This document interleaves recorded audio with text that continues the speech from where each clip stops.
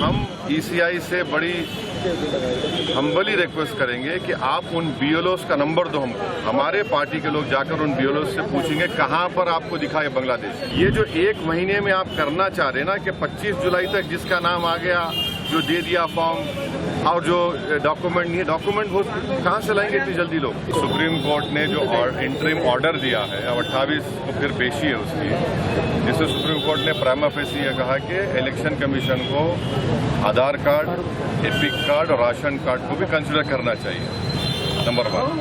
दूसरी बात जो आप लोगों को समझना चाहिए, 2019 में पार्लियामेंट में भारत सरकार ने इलेक्शन कमीशन तरफ से जो जवाब दिया उसमें कहा कि 2016, 2017, 2018 की वोटर लिस्ट में किसी भी फॉरेन नेशनल का नाम नहीं आया सिवाय तेलंगाना में 1, वेस्ट बंगाल में 1 और एक प्रदेश में 1 3 लोगों का।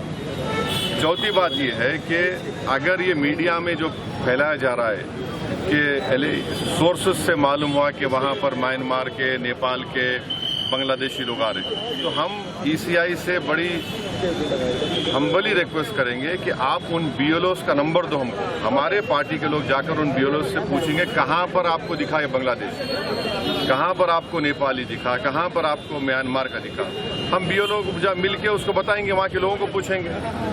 और आखिरी बात यह है कि बिहार में खासतौर से सीमांचल का जो इलाका है, वहाँ पे जितने नौजवान हैं, मिसाल के तौर पर उसके 60-70% नौजवान या तो मुंबई में है, हैदराबाद में है, दिल्ली में है, या पंजाब के खेतों में काम कर रहे हैं, या केरल के खेतों में काम कर रहे हैं, है ही नहीं वहाँ पर।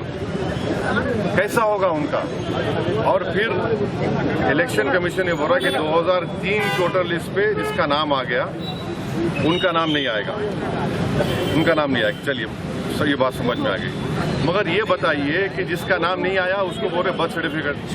तो बिहार सरकार का जो रजिस्ट्रेशन ऑफ बर्थ सर्टिफिकेट है 2004 का, 2005 का, एक 13% 2004 का, 2005 का 16% है, 16% कहाँ से लाएंगे बर्थ सर्टिफिकेट? फिर बोले 10th का सर्टिफिकेट लगाओ। कितने लोग 10th पास करते भाई बिहार में? कितने लोगों के पास पासपोर्ट है? तो ये प्रैक्टिकल डिफिकल्ट है। हम एसआईआर कराइए, आप उसका टाइम दीजिए। ये जो 1 महीने में आप करना चाह रहे हैं ना कि 25 जुलाई तक जिसका नाम आ गया, जो दे दिया फॉर्म और जो डॉक्यूमेंट नहीं है, डॉक्यूमेंट वो कहाँ से लाएंगे इतनी जल्दी लोग? इसके पीछे कहीं हार का डर तो शामिल नहीं है? अगर बीजेपी सवाल हार जीत का नहीं है, सवाल ये है कि वोट डालेंगे तो कोई हारेगा, कोई जीतेगा ना। वोटर लिस्ट में नाम नहीं आया तो कौन जीतेगा, इसको अलग बात।